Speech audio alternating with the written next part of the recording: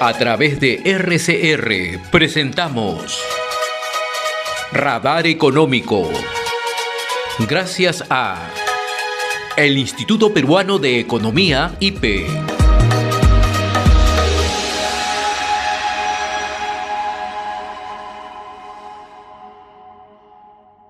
Estamos en nuestra secuencia Radar Económico gracias al Instituto Peruano de Economía, IPE. Me acompaña Gonzalo Manrique, economista senior del Instituto Peruano de Economía. Gonzalo, qué gusto saludarte, ¿cómo estás? José, ¿qué tal? Buenos días. El tema que nos convoca esta mañana es la remuneración mínima vital. ¿Es o no conveniente plantear un aumento de la remuneración mínima vital? Bueno, desde hace varios años en realidad se discute un nuevo aumento de la remuneración mínima vital. La conclusión que hemos llegado en el IPE es que en este momento no es adecuado subirlo. O sea, si bien como economía ya hemos salido un poco de la crisis de la pandemia, de la crisis, del cambio climático por el ciclón Yaku y el fenómeno del Niño, aún el empleo todavía está bastante deteriorado.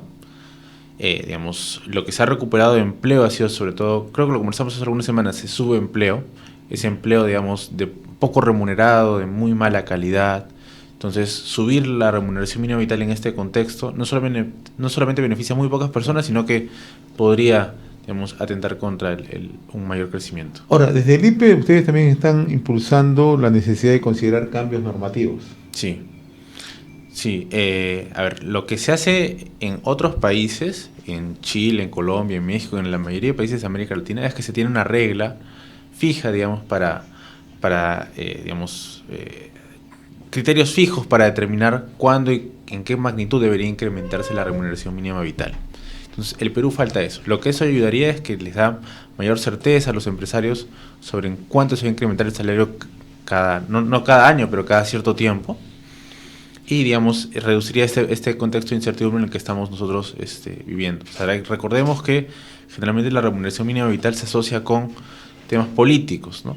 De los últimos 14 aumentos que ha habido, 12 han estado asociados con periodos electorales o periodos en los que el presidente tenía muy baja aprobación. Entonces, ahorita esta herramienta se utiliza generalmente como un tema político, para tratar de atraer, o mejorar, la aprobación de las autoridades, y no tanto por temas técnicos. Interesante lo que plantean ustedes, mejor dicho, lo que revelan, que 12 de los 14 aumentos de la remuneración mínima han estado sujetos a situaciones políticas, por desgaste de lo político, por falta de aprobación presidencial, u otros también por populismo político, exacto, etcétera, etcétera.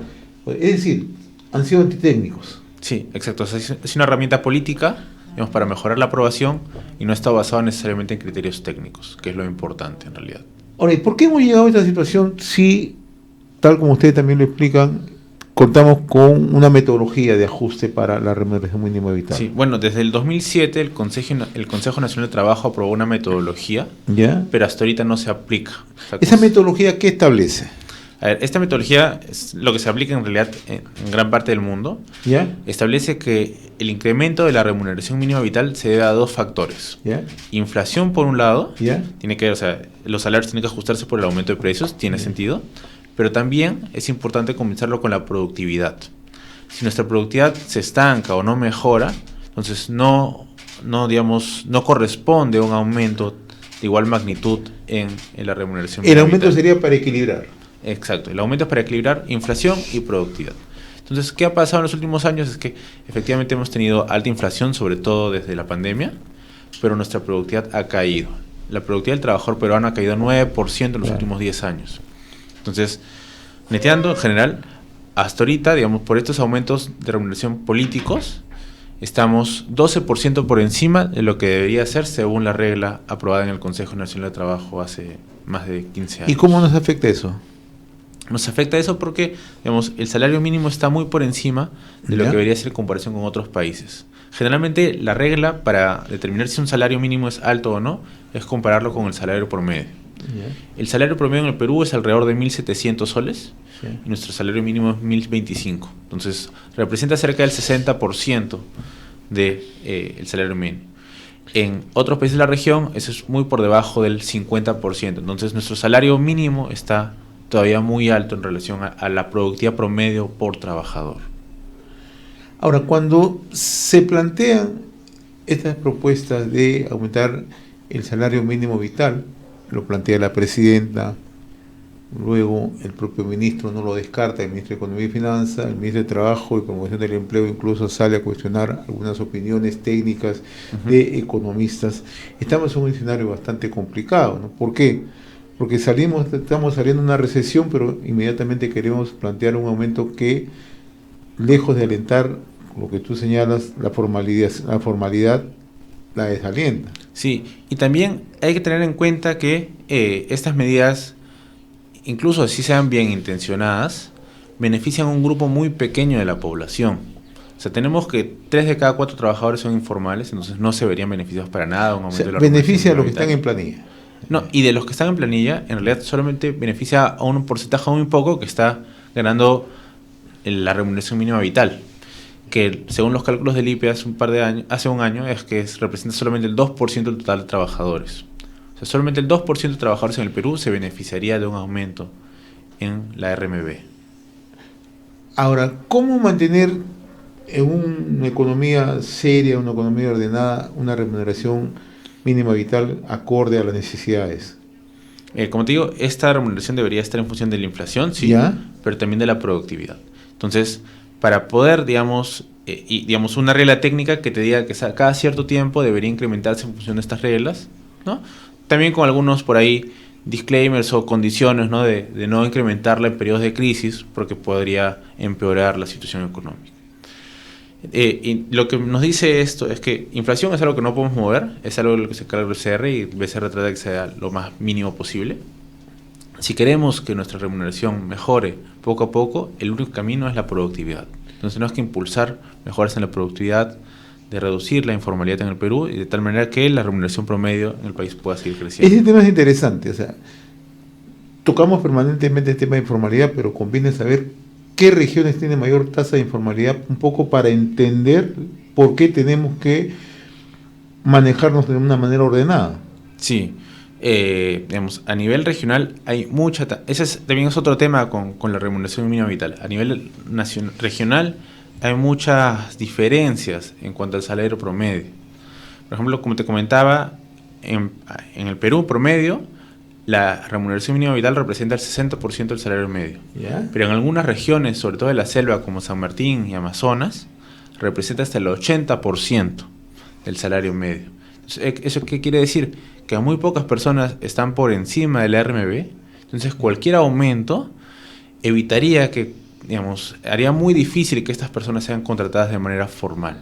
Entonces, un aumento indiscriminado y no basado en criterios técnicos incentivaría terriblemente la informalidad en esas regiones menos productivas. ¿Y cómo afectaría esto a unidades productivas? Gran empresa, micro y pequeña empresa. El reto, digamos, de la productividad en el Perú se centra en las pequeñas empresas, ¿no? En las pequeñas empresas el salario medio está alrededor de los 1.300 soles, más o menos. Claro. Entonces, el salario mínimo, un incremento te vuela. Ahí haría imposible que una microempresa pueda contratar formalmente a un trabajador.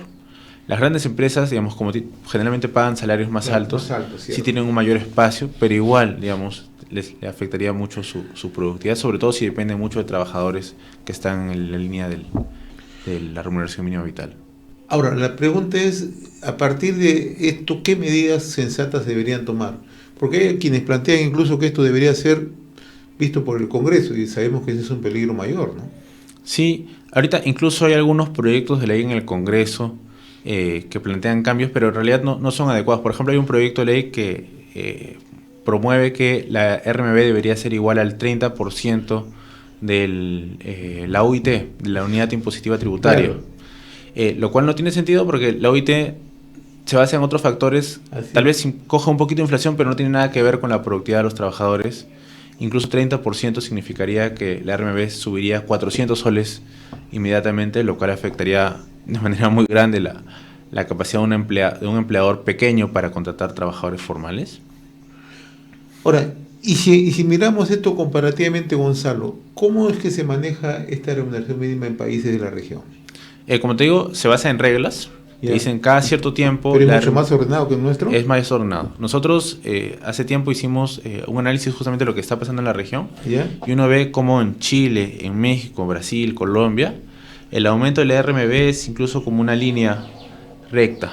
Yeah. Entonces, lo que le da esa línea recta es que al empleador le da certeza de cuánto más o menos va a incrementarse su costo laboral en los próximos años y puede proyectarse. No responde al ánimo político. No responde al ánimo político. En cambio, en el Perú es un zigzag. Entonces, a veces se incrementa, hay un aumento, luego empieza a bajar por la inflación, el salario real empieza a descaer, luego vuelve a subir. Entonces, hay bastante incertidumbre en el país y a los empleadores les es muy difícil planificar. En el caso chileno, el organismo o la entidad que determina esto lo hace aplicando ya la metodología existente. Sí, desde hace varios años. Uh-huh. Desde hace varios años Colombia, México, Chile tienen estas reglas fijas que les dan mucha más, le quitan bastante riesgo, digamos, al aumento de la RMB, ¿no? Basado sobre todo en esos dos criterios, que es inflación, pero también considerando la productividad y la situación económica en la que está viviendo el país. Ahora, el ministro de Economía decía, vamos a ver cómo estamos económicamente. ¿Eso es una salida o es...? Creo que debería tener tal vez alguna posición más técnica, digamos, Claro. sobre qué criterios tienen que tomarse en cuenta. No, tal vez vamos a ver. Pero lo que sí nos dice la situación económica es que tal vez no estamos en el mejor momento para un aumento. O sea, generaría más informalidad eso. Sí, definitivamente generaría más informalidad. Pero también lo importante es que beneficiaría a muy pocas personas. Muy pocas personas. Tal vez uno puede creer que el RMB es muy importante, pero en realidad solamente el 2% de trabajadores se beneficiaría. Entonces, para promover una mayor productividad en el país, necesitamos políticas que atiendan a la mayor cantidad de trabajadores posibles, sobre todo enfocado en mejorar productividad y reducir la Y a informalidad. propósito de eso, ¿cómo estamos a nivel de productividad? ¿Estamos recuperándonos?